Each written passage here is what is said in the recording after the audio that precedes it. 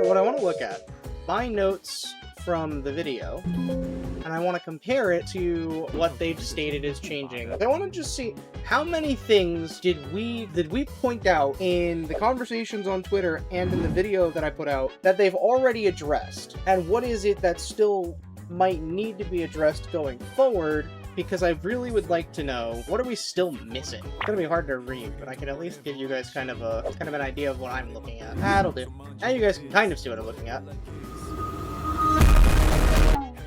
Fucking website's always so obnoxiously loud. Why? Please log in.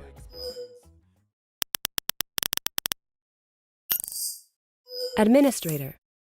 Welcome back, Doctor.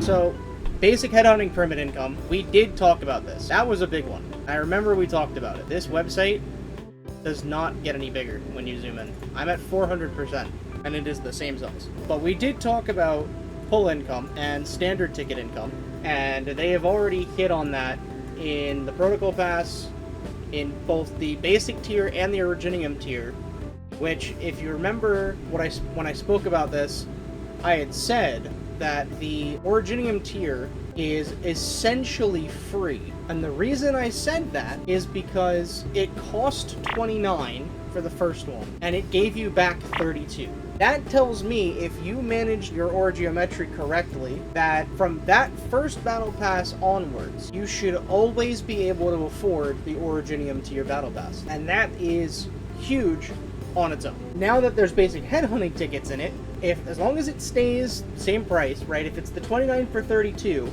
they have just, I want to say, probably doubled the value of both the basic and the second tier battle passes, just off the fact that now you get pulls out of them, standard pulls. And then also a one-time infusion of 10 limited pulls, and the multi-line engraving kits is also a huge thing.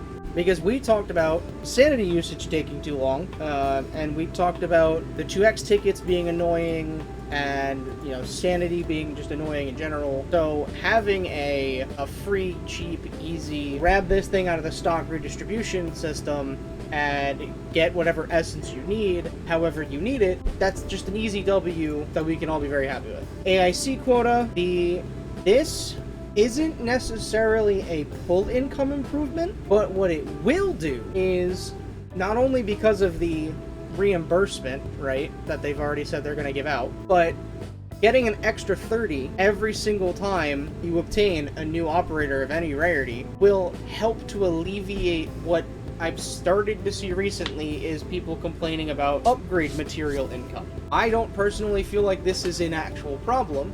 I think it's just where in the beginning stages of the game, everyone wants to upgrade as many characters as they possibly can, and they don't want to actually stop to think about, okay, well maybe, you know, I should save up my materials a little bit until I get up to a point where I have a character I really want to build. But a lot of the arguments I'm seeing is, well, I want 3 teams ready to go right now, and I don't like that it takes me time to build 3 teams right at the beginning of the game. I don't agree with that. I think if you've got a team plus 2 or 3 operators fully built, you know, level 80, level 90, level 80, 90 weapons, they've got their essence, they have all their skills maxed, that's a lot for the first 40 days of a game, right? Like, max level in the first month is a lot. You couldn't even get close to that in Wuthering Waves at the beginning, or in Genshin at the beginning, because it was locked behind your adventure level, right? It took, I can't even remember how many full days of full reset, full wave plate usage,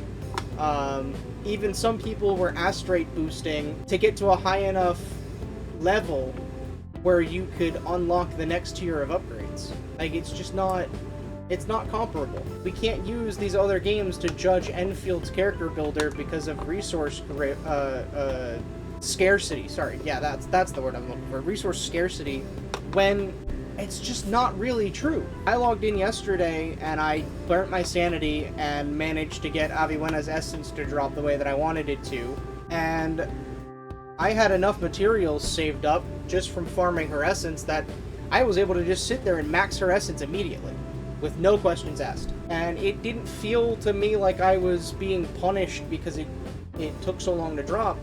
I was rewarded for it dropping because in doing all of the farming to get it, I had everything I needed to upgrade it. You know, in other games that have a drop system, like, we'll take Black Desert Online for example, you might get the gear piece you want to drop, but it's going to take you another 6 months to upgrade it.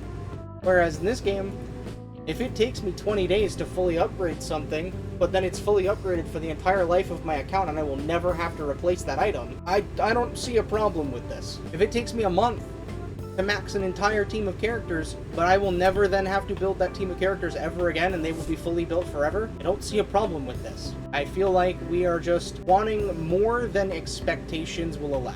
I feel like some people are getting a little greedy, and we need to just tone the greed back a little bit. We need to just tone it back a little. Mission guidance optimization, operational manual optimization, optimize the skip feature, which is nice. Weapon screen optimization, map screen optimization. The weapon one, some people don't like, and they think it's a pointless change. I personally disagree. I wholeheartedly disagree. I think more information visible without having to perform the upgrades is never a bad thing. I think being able to click into a weapon and look at what are the potentials on this weapon going to give me, and is it worth me hunting that and spending weapon pull currency to hunt extra copies of that for the percentage change is going to be worth it. I don't see how this could be considered like a not good change or a pointless change when it's information at your fingertips that you can use to make your decisions. Map screen optimization, this one's fine. Friend visit optimization, I like this one. It means that I can do my visits for clue exchanges and stuff from where I want to be and then just go back to where I want to be instead of having to teleport back off of Dejang. Perfectly fine with that. I like that a lot, actually. Plant gameplay optimization. This was a big one, and I had no idea how big of an issue this was for people until I put out the series of tweets that I'm sure a lot of you saw, where I was asking people for their feedbacks. I didn't realize how much this bothered people. I did not realize how much it bothered people, how long it took to do the planting, the watering, the fertilizing, and all that other stuff. I really didn't. I had no idea. And the fact that HG's clearly picked up on it, and has already made a number of changes. They shortened the time required for planting, watering, fertilizing, harvesting, improved the fertilization efficiency, extended the growth boost of the fertilizer from a minute to an hour. I mean, it sounds like they took the feedback of people saying, hey, the planting feels really bad and it feels like it takes too long, and said, okay, cool, here you go, we're gonna just cut everything by 50% and then times 10 your boost. That's really good. Red dot optimization's fine. I'm somebody that absolutely hates red dots. I try to get rid of as many of them as I can because they bother the shit out of me. Gatherables pickup optimization's fine. Here's the juicy stuff. And they hit it right at the end because they're still working on it. And this is stuff we did hit on. This is big stuff we hit on. We've got the quick actions for Dejang's control nexus. One click to collect and product collection and production setup, and one-click clue collection and placement. These are things we hit on in the video, and they were a staple of the feedback I was getting from people. Batch gear crafting, another one that people wanted really, really badly. They didn't want to have to sit there and click 50 times to get gear pieces. They wanted to just be able to craft 50 times gloves. A huge W there. Essence logic ordering. I cannot tell you how many times I have had a triple stat good essence sitting in my inventory, and I've gone and blown 300 sanity trying to farm one because I didn't realize it was 6 pieces over from the front. So this one's huge. The Content Mastered one's already in the game, actually. They've put this one in early. They said that this one's still in development, but this one's already in. I did it this morning, and it's so much easier. It's so nice. It's a whole bunch of free pull currency you can just pick up because you already know how to do all the things they're trying to teach you. And then they're also adding remote recycling station collection, which was another big one that people were talking about when they were saying it's pointless, I don't want to travel every day to pick these up. Why do I have to do this? It takes too much time to run around and pick all these up. You know, it adds unnecessary time to the dailies and makes them take longer. And I was like, alright, yeah, that's an easy one. Give us remote collection. And there you go. It's right there. After upgrading the recycling station to a certain level, they mean 4, the max level, You'll be able to remotely collect aerospace material with one click. Boom, done. Like I said it in the video, this is the easiest quality of life change they could make, and they did it.